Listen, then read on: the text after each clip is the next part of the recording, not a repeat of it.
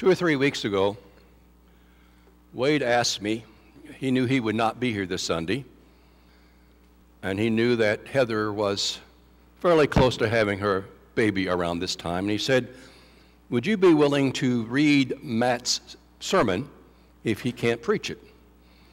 Well, what are the chances? So, sure, I'll do that. And so here I am. Matt emailed his sermon to me Friday night. It's a good sermon. It follows a very familiar story. I will not read it. You'll be happy to know that. I will preach from it, and also some words I add, some words I take away from his and add myself. If I say anything very profound, those are his words.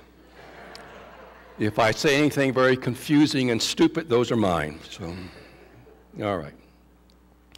I think we have no scripture for the screen. It's going to be like old-fashioned, nothing on the screen. Have you ever worshiped that way before? Yes, I think so. There will be, at the very end, we will have something that we'll read responsively, but that's the only time the screen will be used. How many of you have ever fought with a brother or sister? How many of you have a brother or sister? That's all the same hands, all right? So I think that's a given, is it not, that you do that? How many of you as parents have tried to separate siblings who are having problems? Yeah, we do that too. Well, this rivalry between brothers and sisters or brothers and brothers goes all the way back to the very beginning of mankind. I mean, Adam and Eve had two boys, Cain and Abel, and what did they do? Cain slew Abel. Or not too long ago in our lessons we've had here, Jacob and Esau had problems. They had problems from the very beginning. Jacob tricked Esau more than once, and you recall a few sermons ago, Esau was coming, and Jacob thought maybe Esau was going to try to kill him. They had that rivalry from there you go. So we've always had a kind of sibling rivalry, and we still have it today. I've asked people sometimes to talk about who, if I were to ask you to name the 4 or 5 most important people in the Old Testament, who would you list? Well, they'll list David usually, and they'll list Moses usually, but usually one of the 5, if I ask for 5, is also Abraham. And then I say, well, maybe the 10 or 15 most important people in the Old Testament. And if I go that far, they almost always add Joseph. Not Jacob and not Isaac. I don't know whether they're right or wrong. I'm just saying what people say. So Abraham is probably considered the most significant of our patriarchs. But next to that would be Joseph. And today we're going to be talking about Joseph. And for the next couple of sermons anyway, probably throughout, well, several more, Wade will be talking about Joseph. We can get what we have in this family of Jacob and his 12 boys. That's enough to cause problems right there. With the 12 boys, we have a family that has many problems. And we're going to see that from the very beginning. I mean, we're in chapter 37, if you want to follow along. I'll read some of the scripture, and I'll just talk about some of the scripture. But we're going to start with verse 2 in chapter 37. And it starts like this. Joseph, a young man of 17. Joseph was 17. He was not a mature 17. He was just 17. He was egotistical. He was arrogant. He also probably was quite bright. But he had a very high opinion of himself. All right, that's one problem we have. We have a 17-year-old boy who thinks highly of himself. The other brothers don't agree. A second problem. The second problem is this. He was tending the flocks with his brothers, the sons of Bilhah and the sons of Zilpah. Now, Bilhah and Zilpah were maidservants of Rachel and Leah, and Jacob had had children by both of those maidservants. And so Joseph out tending a flock with his brother, his half-brothers. And then it says, and he brought their father a bad report about them. That's called tattling. He went out working with his brother, and they did something that he didn't think was right. They did something wrong or didn't do what they're supposed to, and he runs back and tells his father. Have you ever had a sibling do that to you? Is that a lot of fun? How do you think more of your brother or sister when he or she does that? Not at all. So he tattled on his brothers, which doesn't make them think any better of him either. So here's a 17-year-old who thinks too highly of himself. Here's a 17-year-old who tattles on his half-brothers, And then notice what else here. Now Israel, that's Jacob, loved Joseph more than any of his other sons because he had been born to him in his old age. Also because he was Rachel's son, her first son. And then a long time before Rachel had a son, Jacob loved Rachel more than all the others. That's enough of a problem by itself. And finally she had a son, that's Joseph, and he loves Joseph more than all the others. That's a serious problem. You remember when Esau came toward Jacob, had those 400 men, and Jacob thought maybe Esau was going to try to kill him, how he arranged his family. The two concubines, Bilhah and Zilpah, he put them and their boys first, then Leah and her boys next, and then Rachel and her sons last, where they would be safest. They have to get through all the others before they get to Rachel and the two boys, the ones he favored the most. He had this kind of feeling toward them anyway. He loved them. He loved Joseph in such a way. It's a problem when parents show favoritism. We keep saying, don't do this. Don't show favoritism. You know you should not do this, but sometimes it's not easy. If you've got one child who is very good, tends to do everything you say and does beyond that, and another child just seems to get in trouble no matter what he or she does. It's hard not to show favoritism.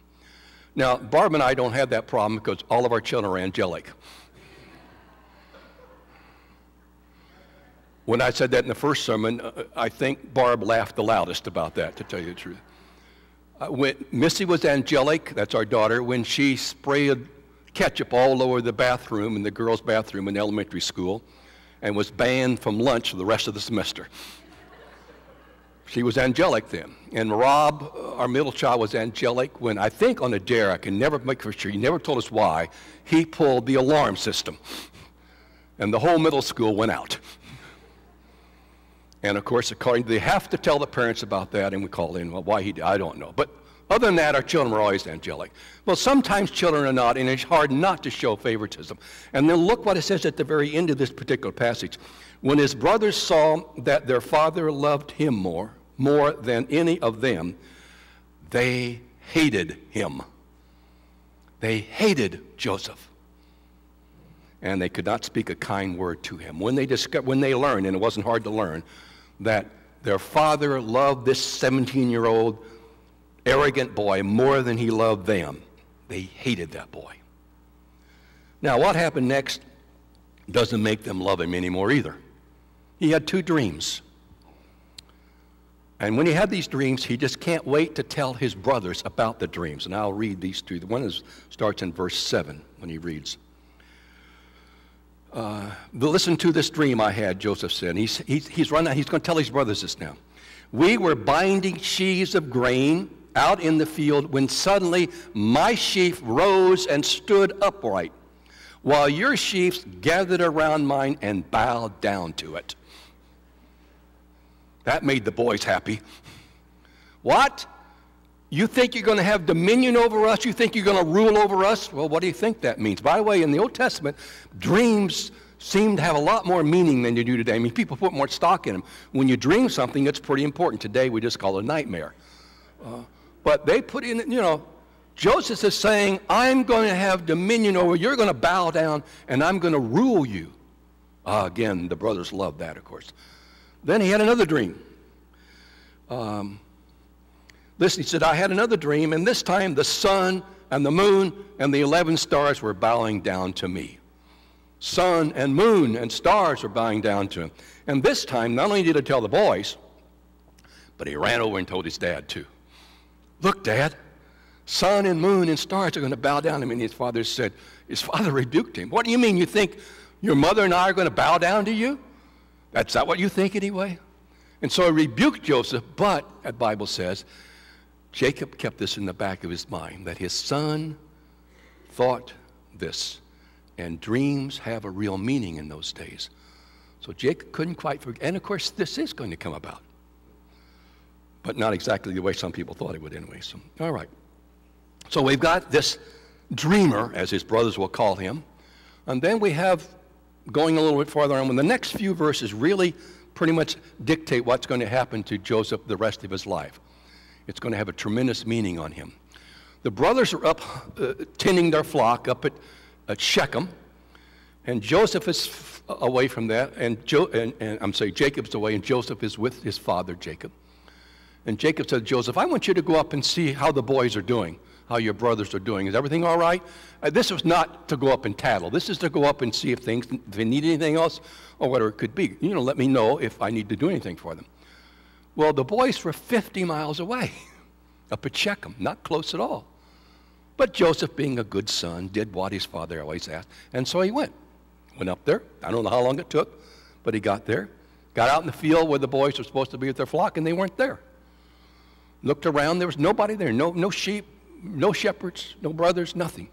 Wandering around looking, befuddled, and a man was there and said, what are you looking for here? Well, I'm looking for my brothers who had a flock. And the man said, well, they were here, and I heard them say they were going up to Dothan. Dothan is another 20 miles away. Now, Joseph had a couple of decisions to make. He could go back home. He could go back to his dad and say, look, I went up there, I did what you told me. They weren't there. I don't know where they are. They weren't there. But being the good son that he is, wanting to please his father, he thought, I need to go on up and find out what they're doing. And so he went the other 20 miles to Dothan, wearing his coat of many colors. I don't know how often he wore that, but he was wearing it when he went up to find these brothers at Dothan anyway. Now the brothers are tending their sheep, and they look out, and from some distance away, they see that coat. It apparently stood out. Nobody had a coat quite like that, apparently, and they knew their brother was coming. Our dreamer is coming. The dreamer is coming. What shall we do? Let's kill him. They hated him. They've hated him for some time. See what happens to his dreams if we kill him. He thinks we're going to bow down to him. If he's dead, that's not going to happen. Let's kill him. And they seriously considered that until the oldest brother, Reuben, the first son of Leah, Reuben said, I don't think we should do that right now. Let's not do that. Let's strip him of the coat and put him in this cistern, which is like a pit. A lot of times cisterns have water, but this one had no water. So let's put him in that cistern and then think further what we want to do. Now, Reuben, I think, had a plan. I think he could talk them out of this, and he would take Joseph back. He knew that would please his father. Well, he wants to get on the good side of his father because not too long ago he did something that made his father very angry with him. He slept with one of his father's wives, Bilhah, one of the concubines, the maid servant of Rachel.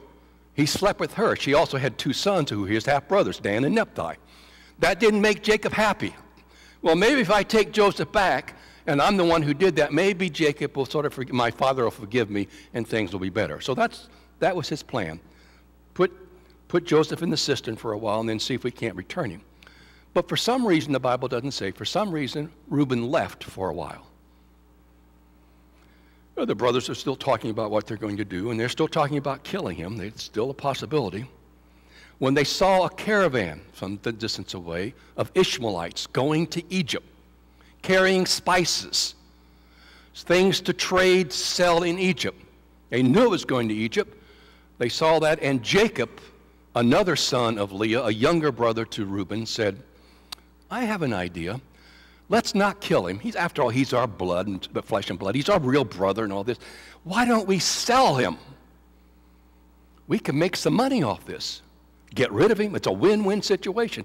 They'll take him down to Egypt. They'll sell him into slavery. We'll never see him again. And we can make some money off this. Good idea, Judah.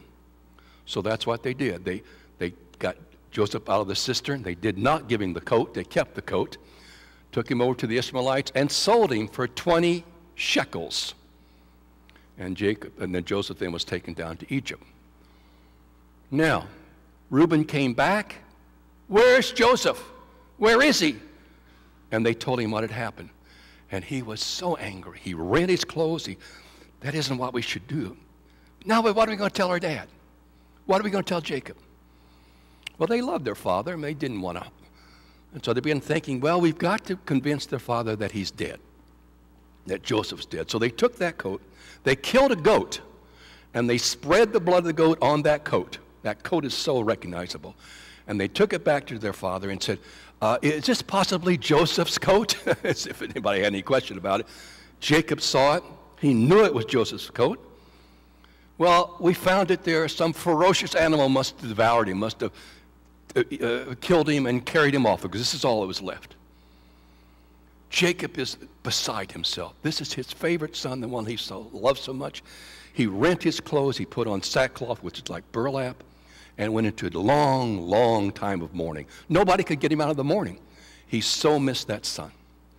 And these brothers lied to him, and they continued to lie to him. They continued to lie to him for years. Jacob won't know that his son is alive for many years. I'm surprised that one of them didn't blow the whistle, that one of them didn't say something that, that would carry it off anyway, but they didn't. Now, it's interesting, a little transition here, or a little comparison. You remember how Jacob treated Esau? Back earlier, how Jacob got his father's blessing rather than Esau? Isaac was nearly blind, and he told his first son, Esau, they wanted to bless him. And so he said, go out and hunt and get some food and cook it and bring it back, and I'll give you my blessing. Rebekah, Isaac's wife, the mother of both Esau and Jacob, who obviously favored Jacob. That's horrible. But she heard about this, and she said to Jacob, we need to get you the blessing. Why she had to do that, I'm not quite sure. But we do this. So I'll cook some food, get it all ready, and you go take it to your father, and he'll give you the blessing, because he can't really see you very well. But Jacob said, I'm fair, I have no hair on my skin at all, and Esau's very hairy. Mother said, I don't answer that. We go out and killed a goat. Note that, killed a goat, took the skin, put the skin on the back of Jacob's hands and around his neck. Took the food into his nearly blind father, who he said, you sound like Jacob, but he had Esau's clothing on, so you smell like Esau, and you have the skin of Esau, so you must be Esau. And so he blessed him. Now notice, it's the blood of another goat that has got Jacob confused and thinking that his own son is dead. So we get the comparison. Also notice now that it's Judah who betrayed Joseph. It's Judas who betrayed Jesus. The brothers got 20 shekels for selling Joseph. Jesus brought 30 pieces of silver. So there are obviously some sort of comparisons here if you want, if you do that anyway. So, all right. Well, situation doesn't look very good. So they did take and sold Joseph into slavery. He went down to Egypt, and he was sold to a man named Potiphar. Potiphar was not an unimportant person, kind of a middle-of-the-road important person, but he will lead to something more important, of course, and that's what they did. All right, so that deception led it that way, if you want. All right, now, this is an interesting story, but is there anything that we can learn from it? Well, I hope so. It was God's intention all along, I believe, I don't think there's any question about this, that Joseph's rise to a position of prominence, that he would rise to a position of prominence, so that he could save the Israelites from famine and drought that was going to hit the country later on. A few years down the road, there was going to be a horrible famine and drought, and the Israelites were going to desperately need help. They could starve in that area. But Joseph will be in a position, as you know, where he can bring them down to Egypt and save them in a sense. It was God's plan, I think, from the very beginning to get Joseph in that position of prominence so he could save the Israelites. God is able to use misfits. He's able to use sinners. He's able to use jealous brothers to accomplish his purposes, as he did here. God allowed the jealousy of Joseph's brothers. He allowed the lying of Potiphar's wife. He allowed the imperfection of others to place Joseph in certain very important positions, or positions that would lead to one, lead to another. So I think what Matt wanted you to know at this particular point in the sermon is, if you are not quite where you hope to be in your life, if you had hoped to be at a certain spot in your life, you're not quite there yet, God may still be able to use you. Maybe you don't fit in. Maybe you've been mocked at work or at school by people who don't understand your Christian position. Maybe you've been abused by someone who's supposed to be in love with you. Maybe you have dreams for a better life, but you've never yet reached that spot, and you're not sure you're ever going to reach that spot. But be assured that God sees your situation, and he cares what happens to you. Joseph's situation in the cistern was bleak indeed for a 17-year-old boy. He didn't know why he was there. He didn't know what was going to happen. Are they going to kill me? And they're going to leave me to die from exposure and dehydration? But that was not all lost. God needed for Joseph to be in that cistern. Because while he was in that cistern, this boy matured rapidly. He faced the reality. And it was crucial that he do mature, that he able to change that. Because if he doesn't mature, if he still remains that egotistical, selfish young man that he was, he can never attain the position that he did. So it's important that he realizes, come to grips with the situation, matures so that he can see the steps along the way and indeed get to the position they need to. And though our lives may seem small or pointless at some times anyway, God has a purpose for us. He's with us, he's for us. There is a purpose for us. But of course, we must be willing to follow God's leadership. Now, Matt wanted us to pray the 30th Psalm together, or to say it together, and Will's going to put it on the board. As we read it together, remember that if you feel like you're in the pit, if you're in that cistern, if you're in the pit like Joseph was, Jesus is there with you. And he has already won the victory for you, and all you have to do is to receive his grace and his strength, and he will bring you out of that pit. I will read the light print, you read the dark, shall we? It's up there, isn't it? Yeah. I will exalt you, Lord, for you rescued me. You refused to let my enemies triumph over me.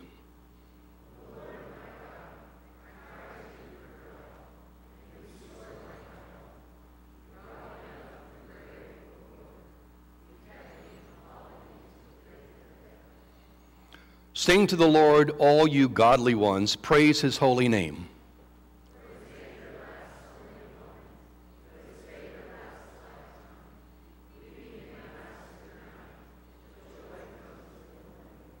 When I was prosperous, I said, nothing can stop me now.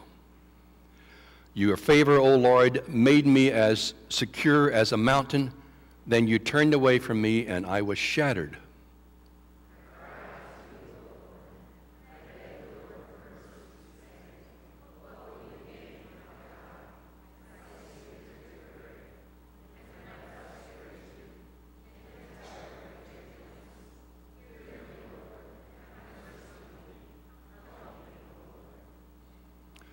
You have turned my mourning into joyful dancing. You have taken away my clothes of mourning and clothed me with joy, that I might sing praises to you and not be silent. God be with him. We're going to sing an invitation in just a moment, and if